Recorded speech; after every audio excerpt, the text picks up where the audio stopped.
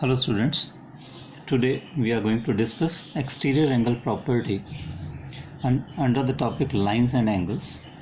It is a direct extension of angle sum property. We have already done angle sum property, even we have done the proof of angle sum property which is in the syllabus also. Revise it thoroughly. Exterior angle property, we have done exterior angle property also in class 7th.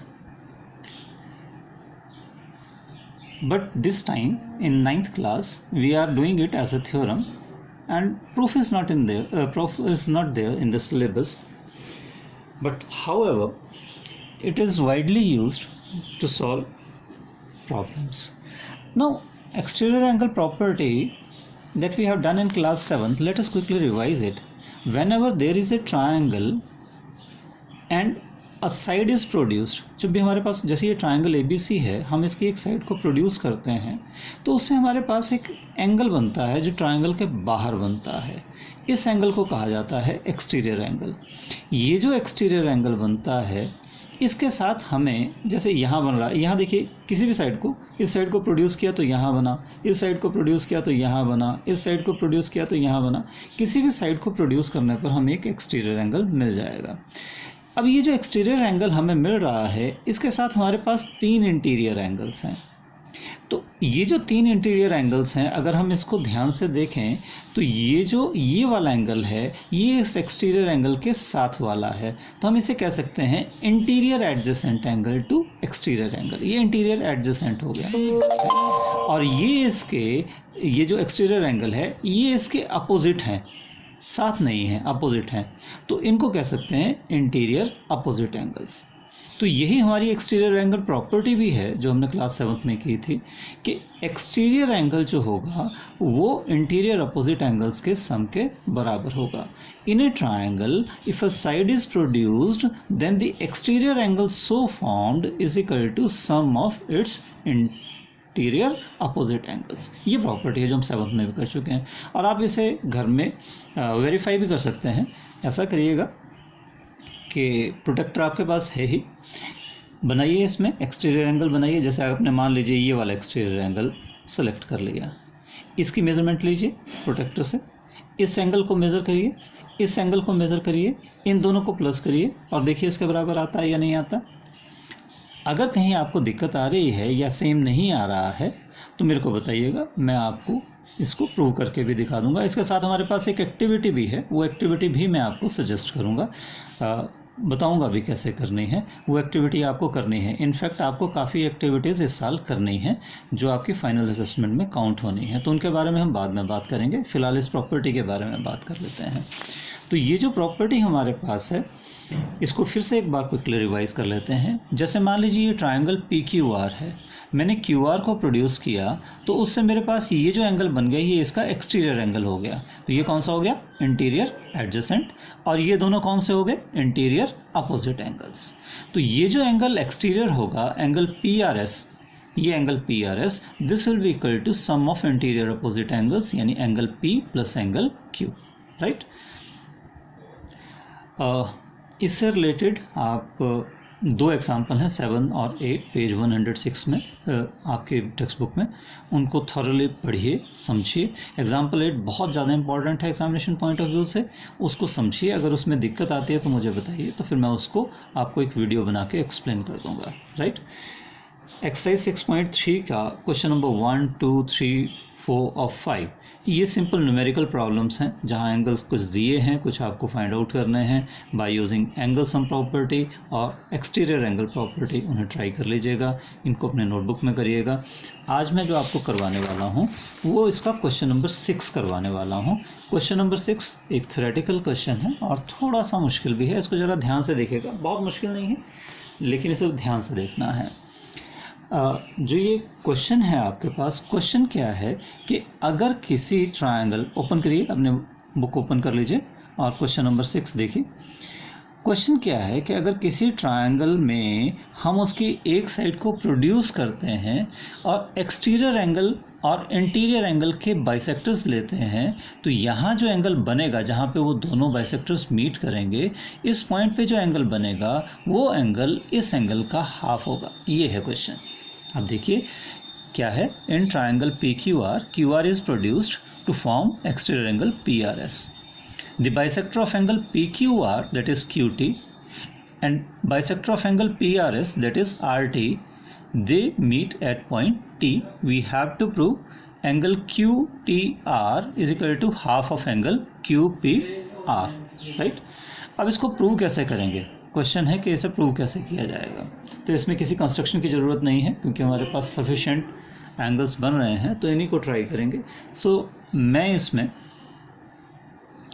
सबसे पहले exterior angle property का use कर रहा हूँ. ध्यान दीजिए, मुझे ये वाला एंगल देना है, ये एंगल मेरे को चाहिए. तो ये एंगल कहाँ से आ सकता है, ध्यान दीजिए, अगर मैं ट्राइंगल टी क्यू आर को ले लूँ और इसकी साइड को हम मान लें कि ये प्रोड्यूस की गई है ट्राइंगल टी क्यू आर. ध्यान दीजिए, ये वाले ट्राइंगल की बात हो रही है. ट्राइंगल टी क्यू आर में क्यू आर प्रोड्यूस हुआ है तो एंगल 1 बन गया इसका एक्सटीरियर एंगल. तो क्योंकि एक्सटीरियर एंगल है तो मैं कह सकता हूँ कि एंगल 1 जो होगा that will be sum of angle 3 and angle Q T R, right. ये जैसे मैंने लिखा, angle 1 is equal to angle 3 plus angle Q T R by exterior angle property, right.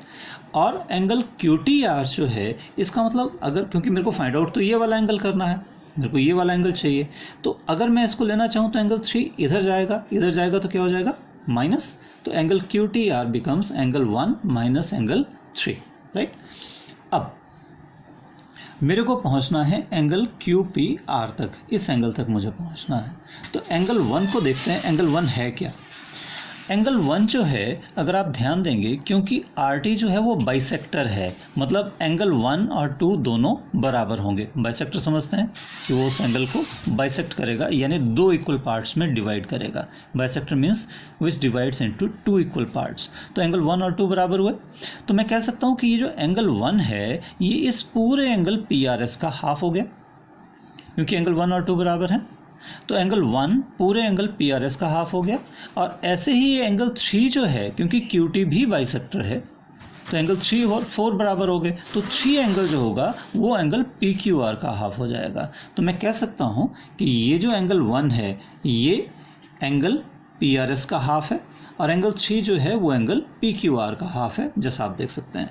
तो इन वैल्यूज़ को अगर मैं यहाँ पे रिप्लेस कर दूंगा तो ये बन जाएगा half angle P R S minus half angle P Q R. इन दोनों में से हाफ कॉमन हो गया, यहाँ भी हाफ है, यहाँ भी हाफ मैंने कॉमन ले लिया. हाफ में इसलिए लाया क्योंकि मेरे को प्रूव करना है, उसमें हाफ चाहिए मेरे को. तो अब यहाँ से हाफ मैंने कॉमन ले लिया, तो यहाँ से बचा angle P R S minus angle P Q are. अब सब कुछ छोड़ दीजिए, अब वापस आ जाइए. पी आर एस ये वाली एंगल और पी क्यू आर ये वाली एंगल. इसका मतलब ये हुआ कि अगर मैं ये वाली ट्राइंगल ले लूँ, कौन सी, ट्राइंगल पी क्यू आर, ये वाली ट्राइंगल, इसमें क्यू आर प्रोड्यूस्ड है, तो एंगल पी आर एस क्या हो गया, एक्सटीरियर.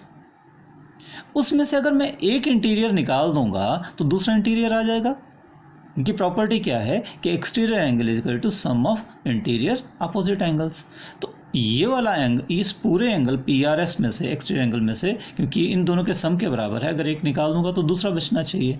तो मैं कह सकता हूँ कि angle P R S minus angle P Q R is equal to angle Q P R, यानी थर्ड एंगल ये वाला क्यू पी आर. बस इतना ही हमें प्रूव करना था, यही इसका प्रूफ है. थोड़ा सा अलग टाइप का प्रूफ है, तो ध्यान देंगे और इसे समझेंगे. अगर नहीं समझ आएगा तो दोबारा बताइए, दोबारा करवा देंगे, राइट. होमवर्क में आपको दोनों थ्योरम्स अच्छे से समझनी है. कौन कौन से थ्योरम, एक इस चैप्टर में 2 थ्योरम हैं जो आपके सिलेबस में हैं. 2-3 बार इनको अपने आप प्रूव करिए, पहले देख के करिए, फिर अपने आप समझ के करिए, फिर बिना देखे करिए. और अगर हो जाते हैं तो बहुत बढ़िया बात है, नहीं हो पाते तो बार बार ट्राई करिए. 2 थ्योरम इस चैप्टर से हमारे सिलेबस में है. पहले कि if 2 lines intersect each other then each pair of vertically opposite angles is equal. और दूसरी प्रॉपर्टी है in a triangle the sum of 3 interior angles is 180 degree, जिसको हम एंगल सम प्रॉपर्टी भी कहते हैं. इन 2 थ्योरम में से आमतौर पर एक थ्योरम जो है वो आ जाती है फाइनल एग्जामिनेशन में. तो ये 2 थ्योरम अगर आप अच्छे से कर लेंगे, सीख लेंगे, तो PT1 में तो समझो 100% इन दोनों में से एक थ्योरम आएगी जो आपका PT1 होना. तो इसको अच्छे से कर लीजिएगा, और कोई दिक्कत होगी तो मेरे को बताना. और जो एग्जांपल्स मैंने आपको कहा, एग्जांपल जो हैं 7 और 8 ये बहुत इंपॉर्टेंट हैं, खासकर एग्जांपल 8. इसको देखिएगा। ये एग्जाम्पल जो है एक और तरह से भी आता है, यहाँ आपके बुक में ये जो एग्जांपल है एक्सटर्नल बाइसेक्टर्स के साथ है, ये इंटरनल बाइसेक्टर के साथ भी आता है, वो भी मैं आपको करवा दूंगा। इसको अच्छे से एक बार समझ लीजिएगा। तो मेरे ख्याल में अब ये काफ़ी क्लियर हो गया। इसको एक बार ट्राई करिएगा। दिक्कत अगर कोई आती है, अगर कोई क्वेरीज़ हैं आपकी, तो पोस्ट करिएगा, मेरे को बता दीजिए। Thank you.